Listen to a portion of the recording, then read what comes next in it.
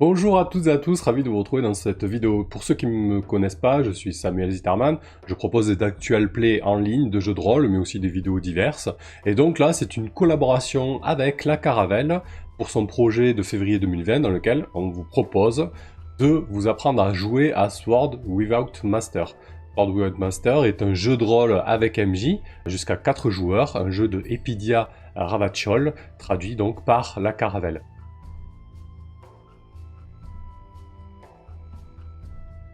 Alors, avant de rentrer dans le vif du sujet, quelques précisions. Sword Without Master est un jeu de rôle à narration partagée.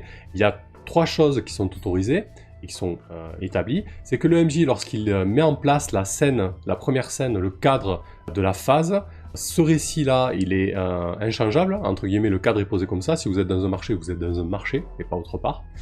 Ensuite, les aventuriers, lorsqu'ils ont la main et qu'ils racontent leur récit, ils peuvent s'emparer du décor et des réactions des PNJ, d'accord?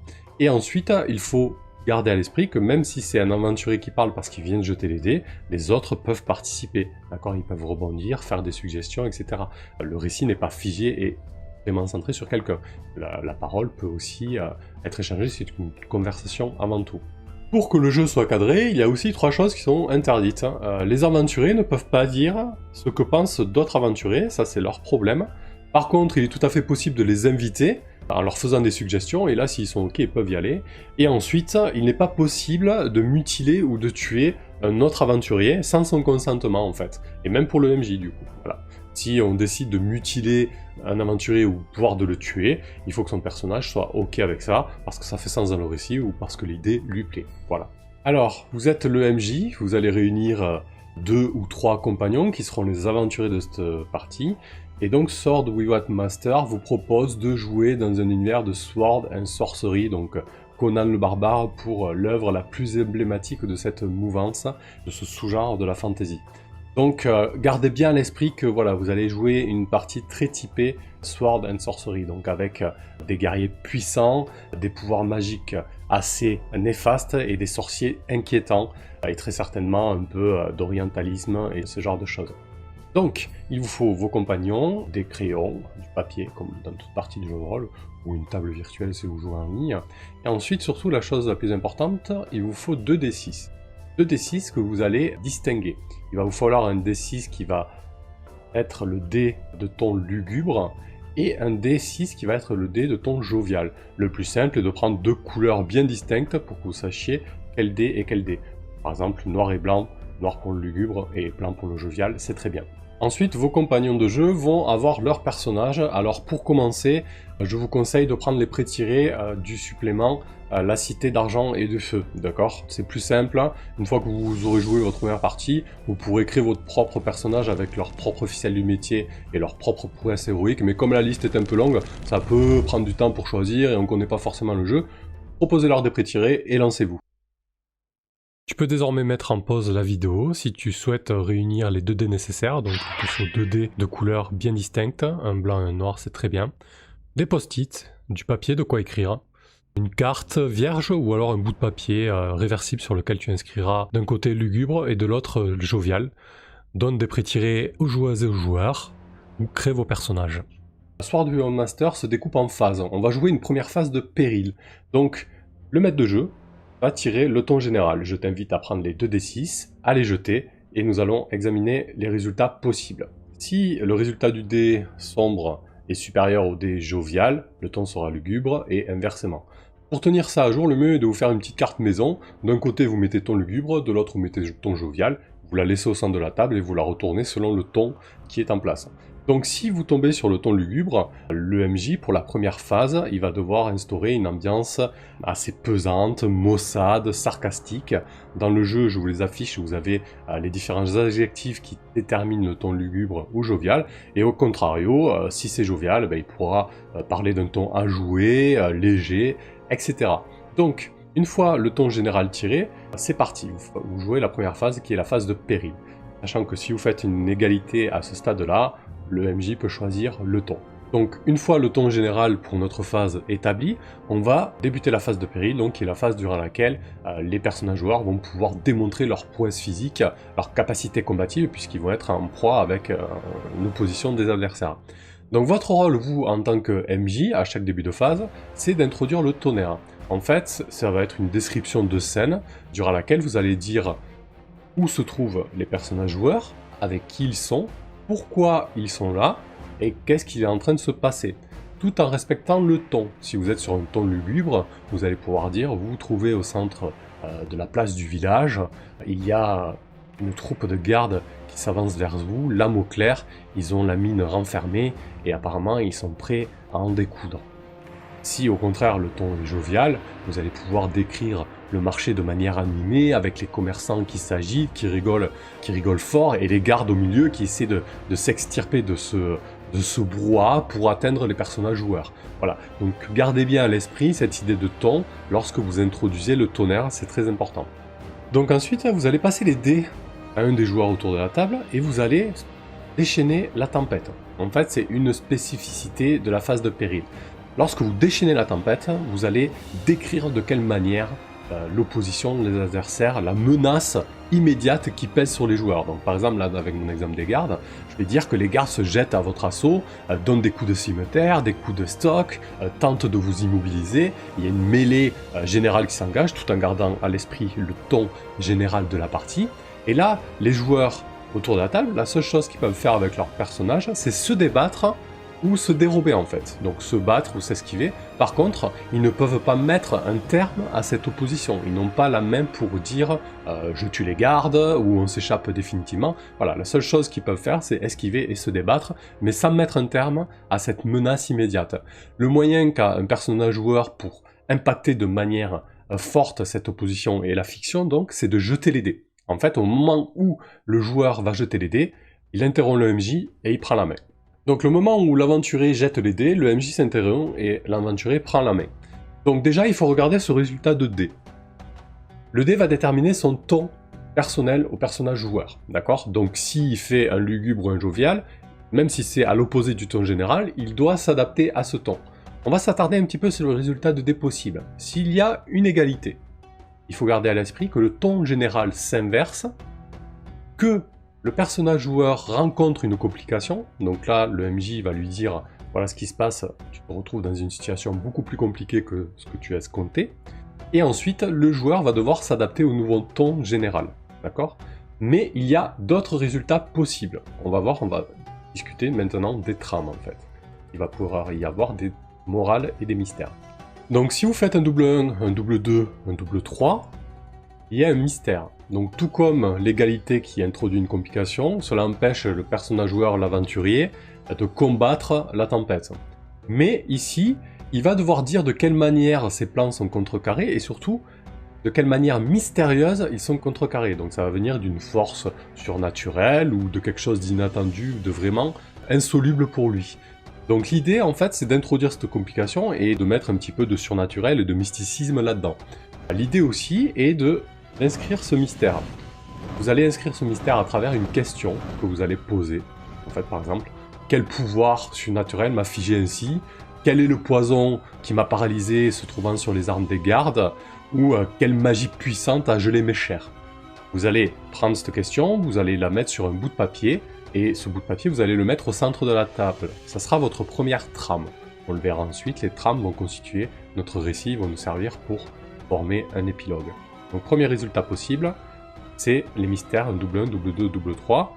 Il faut garder aussi à l'esprit que c'est une égalité, donc le ton général s'inverse, il y a la complication qui est mystérieuse pour le coup, et le joueur doit s'adapter à ce nouveau ton. Voilà.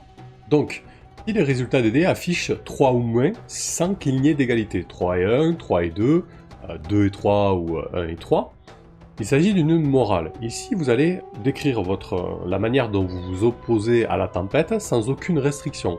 Par contre, à la fin de votre description, le MJ va vous dire une conséquence indésirable à votre action, par rapport à votre action, ou quelque chose de néfaste qui s'est produit suite à votre action, et à partir de là, vous allez en déduire une morale. Par exemple, la fin justifie les moyens parce que votre personnage a déchaîné sa rage et a détruit tout le marché ou une toute autre conséquence néfaste. Cette morale, une fois que vous l'avez établie, par exemple, ne pas se soucier des innocents peut faire peser beaucoup de regrets sur soi, ou que sais-je encore. Une fois que vous avez établi cette morale, pareil, vous la notez sur un bout de papier, qui sera votre trame de morale, et vous la mettez au centre de la table. Et elle vous servira aussi à la fin, on le verra, pour votre épilogue. Gardez à l'esprit aussi que vous pouvez très bien vous-même imaginer la conséquence néfaste. Là, on redonne la main au MJ, mais si le personnage joueur veut décrire sa conséquence néfaste et que la table et le MJ estiment qu'elle est suffisamment pertinente, on la garde et on continue. Voilà, vous allez pouvoir mettre sur pause et jouer la phase de péril. Je tenais à apporter quelques précisions. Il n'est pas obligatoire de commencer par cette phase, c'est juste une proposition de cette vidéo et du supplément cité en début de celle-ci. La phase se conclut effectivement lorsque les joueurs rendent les dés au meneur et c'est à lui de raconter ce qui se passe à la fin, de faire l'épilogue de cette phase. C'est vraiment l'action de faire rouler les dés qui interrompt le meneur, d'accord, donc c'est plus évident quand on joue en physique qu'en virtuel. Ensuite, les morales et mystères présentés dans cette phase sont applicables à toutes les autres phases, donc c'est quelque chose que vous allez retrouver, que vous allez devoir retenir. Et la morale, elle aussi, peut être vue sous le prisme d'une leçon donnée ou reçue par l'aventuré. Ça n'émane pas forcément que de lui. Voilà. Toi, meneur, c'est à ton tour, donc établis à la scène, passe les dés à un joueur, puis déchaîne la tempête. Hormis ces résultats particuliers, la phase de péril se poursuit. Le joueur qui vient de faire la description de la manière dont son personnage s'oppose à la tempête ramasse les dés, ce qui donne la main au MJ pour qu'il continue à déchaîner la tempête. Ensuite, ce joueur passe les dés à un autre joueur qui va les lancer, réinterrompre le MJ, faire sa description, passer ensuite les dés à un autre joueur, etc. Il faut juste garder à l'esprit qu'on ne peut pas jeter les dés 2 fois d'affilée, et si on a les dés, on ne peut pas les faire passer sans les avoir jetés. Ce sont les 2 seules restrictions. Ensuite, une fois que la table a décidé que la phase de péril touche à sa fin, que tout a été dit et qu'un dénouement est proche, là c'est le MJ qui a le privilège de mettre fin à la phase de péril, il propose un épilogue à la table, et on va ensuite passer à une autre phase. Alors, chose importante, après une phase, il faut établir une trame. Alors là, pour une partie de découverte, on le fait vraiment à la fin de la phase et on se dit, bon voilà, il est temps d'établir une trame, mais au fil des parties, vous allez voir que c'est quelque chose de très naturel, que vous allez spontanément noter des trames sur les bouts de papier. Donc l'idée c'est ça, vous prenez un bout de papier et vous mettez 3 points dessus, 3 tirés, d'accord? Et vous allez inscrire vos premières trames, vous pouvez en inscrire 1, 2, 3 selon votre inspiration. Les trames que vous allez inscrire, c'est quelque chose qui va vraiment typer votre récit, typer votre aventure et surtout des évocations Sword and Sorcery. Par exemple, là, par rapport au marché, la première trame va pouvoir être le marché du sultanat coloré avec toutes ses épices, ou alors les gardes avec leurs turbans et leur long cimetière lourd. Voilà, l'idée ça va être vraiment de noter une phrase assez courte, mais très évocatrice en fait. Et on verra, au fur et à mesure, les trames vont se diversifier, il va y en avoir 3 en tout, donc 3 x 3, et à la fin de la partie, elles vont vous servir pour dresser votre épilogue, la conclusion de votre aventure, de votre récit. Donc ces éléments très importants qui vont souligner l'aspect Sword and Sorcery aventureux, en fait chaque tiré est considéré comme un motif et chaque trame va contenir 3 motifs et à la fin de la partie vous aurez donc 9 motifs. Je vous invite donc à mettre pause, le temps de noter vos trames après cette première phase, cette phase de péril. Vous prenez un papier et un post-it, vous mettez 3 tirés, 3 points, ce que vous voulez et vous inscrivez les premières trames qui constitueront donc l'épilogue de votre partie. Donc une fois l'épilogue de la phase de péril terminé, on va passer à la phase de découverte. Comme à chaque début de phase, le MJ va jeter les dés pour déterminer le ton général, gardez en tête qu'une égalité inverse le ton, et ensuite il va introduire le tonnerre comme d'habitude, c'est-à-dire qu'il va décrire où se trouvent les personnages joueurs, avec qui sont-ils, pourquoi sont-ils là, et ce qu'il est en train de se passer. Ici le MJ a la main, mais il peut aussi discuter avec la table, les joueurs peuvent faire des suggestions, mais quoi qu'il arrive, c'est lui qui tranchera si besoin un dernier ressort. Donc admettons, après la bataille du marché, il peut très bien décider que les personnages joueurs ont été capturés et qu'ils se trouvent dans les geôles du palais. Voilà. Si le ton est lugubre, il pourra dire que plusieurs jours sont passés, que les personnages joueurs sont affamés, qu'ils ont subi des sévices, qu'ils ont très peu à manger, etc. Si le ton est jovial, il pourra décrire plus ou moins la même chose, mais en introduisant peut-être des gardes qui sont en train de rigoler, de boire un petit peu et de jouer aux cartes, ou alors autre chose, mais tout en gardant l'idée qu'il faut respecter les tons, d'accord ? Alors, contrairement à la phase de péril, dans la phase de découverte, il n'y a pas de déchaînement de la tempête. En fait, ici, il n'y a pas de menace immédiate qui court sur les aventuriers. Ici, le but de cette phase est d'étoffer le monde, de mettre de la couleur au sein de votre univers, de votre récit que vous êtes en train de créer. Donc, une fois que le MJ a annoncé le tonnerre, il va passer les dés à un des joueurs qui va immédiatement les lancer. D'accord? Là, pour le coup, les morales et les mystères fonctionnent de la même façon, et les résultats de dés aussi. Donc, une fois que le joueur a lancé les dés, il va s'adapter à son nouveau ton. S'il y a une égalité, il aura bien évidemment une complication. Alors la complication, par exemple, ça pourra être la manière dont un élément très important lui échappe. Ensuite, s'il n'y a pas de complication, il va décrire la scène et ce qu'il aura découvert. Par exemple, s'il est dans une geôle et que le ton est jovial, il pourra dire ce qu'il a trouvé pour s'échapper. Si au contraire le ton est lugubre, il pourra décrire la chose qui a échappé à son personnage. Peut-être qu'il n'aura pas vu les clés du garde qui étaient pourtant à proximité et qui lui offraient une opportunité en or de s'échapper. Si par exemple les aventuriers se trouvent dans une immense bibliothèque, ils pourront décrire ce qu'ils ont découvert dans les ouvrages, quelque chose de merveilleux sur un ton jovial, ou au contraire dans un ton lugubre, dire de quelle manière un livre assez cryptique les a marqués, ou ils n'ont rien compris à cet ouvrage et sont passés à côté de quelque chose d'essentiel.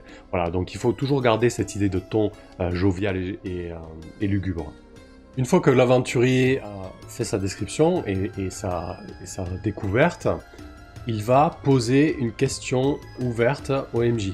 Il faut que ça soit une question ouverte et tendancieuse qui va permettre au MJ de décrire quelque chose de nouveau, de merveilleux et une vraie découverte du monde que vous êtes en train de créer. Donc par exemple, ça va pouvoir être « Qu'est-ce qui se passe si nous suivons ce plan ? Où ai-je rencontré ce tortionnaire ?» Ou alors est-ce que j'ai déjà passé du temps dans ces geôles ? Voilà, des choses assez ouvertes et tendancieuses, surtout qui poussent le MJ à répondre de manière intéressante et qui permettra d'étoffer le monde. Pour les mystères et les morales, je vous ai dit que les résultats de dés fonctionnaient de la même manière. Par contre, vu que vous êtes dans une phase de découverte, il faut prendre en compte cette découverte. Par exemple, dans une morale, lorsque vous allez l'écrire, prenez en compte la découverte que vous avez faite et la réponse du MJ, potentiellement, pour rédiger votre morale. Tout comme le mystère qui vous apporte une complication surnaturelle, vous allez pouvoir dire, par exemple, quel sortilège a obscurci votre vue, vous empêchant ainsi de vous évader de votre geôle. Voilà, gardez à l'esprit que c'est une phase de découverte et que vos mystères et vos morales doivent en tenir compte. Une fois que le MJ décide que la phase de découverte prend fin, elle prend fin et on va passer à la phase des aventuriers. Après ces quelques précisions, je vous invite à mettre pause et à jouer la phase de découverte, toujours à charge pour le meneur de bien établir la scène. Quelques précisions donc, le meneur qui reçoit les dés et la question ouverte choisit ensuite de terminer la phase ou de la poursuivre en donnant les dés à un joueur. Il faut aussi préciser que les complications lors de cette phase signifient que quelque chose est raté par les aventuriers, alors ça peut être en arrière-plan ou tout simplement quelque chose d'ignoré pour de mauvaises raisons. Avant de passer à la phase des aventuriers, on va revenir un petit peu sur les motifs. Donc là pareil, à la fin de la phase de découverte, prenez le temps d'inscrire des motifs sur une carte. Si votre premier motif, si votre première trame est remplie avec ces 3 motifs, ces 3 points, vous allez pouvoir ouvrir une deuxième trame avec 3 nouveaux points. La règle, c'est que au moins un motif de la seconde trame doit évoquer un motif de la première. Tout comme les motifs de la troisième trame doivent évoquer un motif de la deuxième ou de la première trame. Voilà, il doit y avoir une espèce de fil rouge, de fil conducteur entre les trames. Admettons que dans la première trame, j'ai noté les couleurs et les odeurs d'épices du marché du sultanat. Dans la deuxième trame, je pourrais très bien dire les gardes se répétant de plats épicés et riant à gorge déployée, quoi.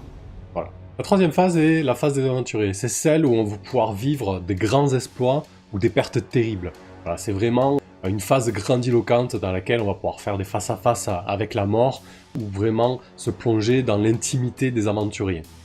Donc, comme d'habitude à chaque début de phase, le MJ va jeter les dés pour déterminer le ton général, et ensuite il va poser la scène. Donc là, comme pour les autres phases, ne vous sentez pas enfermé par la temporalité, vous pouvez faire des flashbacks, vous pouvez faire des ellipses, vous pouvez aller loin dans le temps. Le but ici est de créer une scène propice à de grands exploits en fait. Même autour d'un feu, en se remémorant des grands exploits. Pas forcément des grands exploits immédiats. Comme d'habitude, le MJ va annoncer le tonnerre, donc il va dire où se trouvent les aventuriers, avec qui ils sont, pourquoi ils sont là, et qu'est-ce qu'il est en train de se passer. D'accord ? Ici, il n'y a pas de déchaînement de la tempête, contrairement à la phase de péril. Par contre, ça ne veut pas dire qu'il n'y aura pas de menace immédiate, puisqu'on va le voir, les aventuriers vont devoir faire face à très certainement des menaces, et en tout cas, ils vont devoir entreprendre des grands exploits ou être confrontés à de terribles pertes. Donc, une fois que le MJ a établi sa scène et qu'il a posé le cadre, il va s'adresser à un joueur et il va lui faire une requête. Il va lui dire « montre-moi ». C'est vraiment cette idée de « montre-moi » qui est très importante. Il va lui dire « montre-moi comment tu t'es extirpé du chevalet alors que ton tortionnaire s'apprêtait à te torturer ». Il va lui dire « montre-moi comment tu t'es échappé de la caverne du temps alors qu'elle était en train de s'effondrer. Montre-moi comment tu t'es faufilé dans la ville du sultanat alors que la guilde des voleurs était à votre recherche. » L'idée, c'est d'offrir au personnage joueur un moment où il peut briller comme un aventurier. Alors attention, hein, selon le résultat de dés, ça pourra aussi amener des complications et ça pourra être des pertes terribles qu'il pourra annoncer. Donc vous lui dites montre-moi, vous lui faites une requête et vous lui passez les dés et le joueur jette les dés. Donc le joueur jette les dés, le ton qui lui est propre s'applique et surtout les résultats pour les mystères et les morales restent valables. Ici par exemple, lorsqu'il y aura un mystère, il y aura une complication et il pourra dire de quelle manière il a échoué dans sa tâche à cause d'une force surnaturelle. Et les morales, elles aussi, pourront être inscrites tout en s'accordant avec l'exploit qui a été, la démonstration qui a été demandée.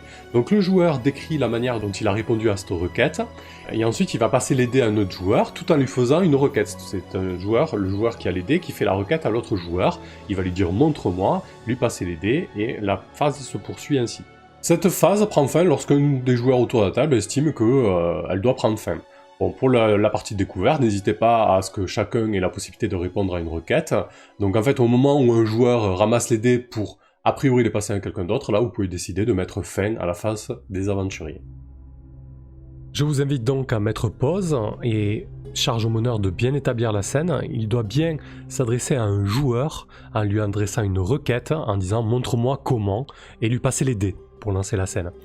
Petite précision, lorsqu'il y a une complication, on répond à la demande par la négative, et on peut jouer donc sur ce côté négatif. Et n'oubliez pas, bien évidemment, soit en cours de phase, soit à la fin de la phase, de noter vos trames, d'accord? Puisque là, à ce stade-là, selon le rythme que vous avez fait ou selon le temps que vous avez, il est possible que vous ayez vos 3 trames de rempli, hein, voilà, avec à chaque fois 3 motifs dans chaque trame. Ici, libre à vous de poursuivre votre récit en jouant d'autres phases. Le jeu est libre, hein, vous pouvez enchaîner plusieurs phases de péril, enchaîner plusieurs phases de découverte, il n'y a pas de structure préétablie. Là, c'est juste que pour la découverte, il est plus simple de faire péril, découverte et aventurier. Nous allons voir maintenant la fin de partie. Alors, la fin de partie se déclenche automatiquement lorsque le 3e motif de la 3e trame est rempli, c'est-à-dire lorsque vous inscrivez sur le bout de papier le 9e motif. Voilà. Donc là, automatiquement, la fin de partie se déclenche. Donc la fin de partie peut très bien se déclencher lors d'une phase, durant une phase, ou entre 2 phases, peu importe, lorsque le 9e motif est rempli, elle se déclenche. La fin de partie va être le moment où on va mettre toutes les trames ensemble, en fait. On va faire un épilogue autour de toutes les trames qu'on a inscrites durant la partie, c'est-à-dire les morales, les mystères, et les motifs. Alors, la fin de partie se déroule tout comme le jeu, vous allez jouer une phase normalement, hein, vous choisissez la phase, ou si vous êtes en plein milieu de phase, vous continuez à jouer votre phase. Seulement, désormais, les aventuriers vont avoir la possibilité de réincorporer une trame, et d'ailleurs, seuls les aventuriers peuvent réincorporer des trames. En jetant les dés, à chaque fois qu'ils jettent les dés, ils peuvent s'emparer d'une trame et l'incorporer, donc ils vont prendre le bout de papier correspondant et l'intégrer à leur récit. Donc s'ils réincorporent un mystère, ils vont répondre à la question, ils vont évoquer des éléments de réponse, des suggestions de réponse. S'ils s'emparent d'une morale, ils vont tirer des leçons de cette morale. Par exemple, ensuite, s'ils prennent un motif, une carte avec 3 motifs, ils vont devoir au moins réincorporer 2 de ces motifs. Et donc tout cela, mis bout à bout, va vous permettre de faire votre récit final. Donc ici, globalement, le rôle du MJ est terminé, il peut jouer et participer, mais il ne pourra plus influencer le récit. Chaque joueur lance les dés et donc réincorpore une trame. Il est plutôt conseillé d'aller dans du condensé, hein, pas jeter plusieurs fois les dés et réincorporer de temps en temps une trame. Et la fin de partie se termine lorsque au moins 2 joueurs ont réincorporé une trame. Ou 1 joueur si vous avez seulement 2 PJ. Voilà, donc il faut quand même garder un certain rythme pour avoir un récit final assez condensé. Si on estime que le récit final est peu satisfaisant, un dernier joueur peut jeter les dés et à ce moment-là narrer un épilogue. Je Je vous invite donc à mettre pause et à jouer votre fin de partie, votre épilogue, quelques précisions. On continue à jouer des phases tout à fait normales, vous allez choisir quel type de phase vous allez jouer. Et on s'arrête au moment où il ne reste plus qu'un seul joueur qui n'a pas réincorporé un motif donc. Petite précision pour réincorporer une morale, c'est dire comment on a tiré parti de la leçon qui a été donnée ou comment on n'a rien appris en fait. Et aussi, un joueur qui a réincorporé, bien évidemment, il ne reçoit plus les dés. Voilà. Une fois que vous avez joué cette partie de découverte, vous pouvez en faire une deuxième si vous voulez pour la forme, mais ensuite vous pouvez jouer de manière libre au niveau des phases, etc. Vous pouvez aussi proposer à vos PJ de créer leur propre personnage, tout est indiqué dans le livre de base de Sword Without Master. J'espère que cette vidéo vous a plu, et surtout que vous avez pu mener une partie tout en la suivant ou en la regardant juste avant de mener. Voilà. Merci à toutes et à tous de votre attention, et à bientôt je l'espère.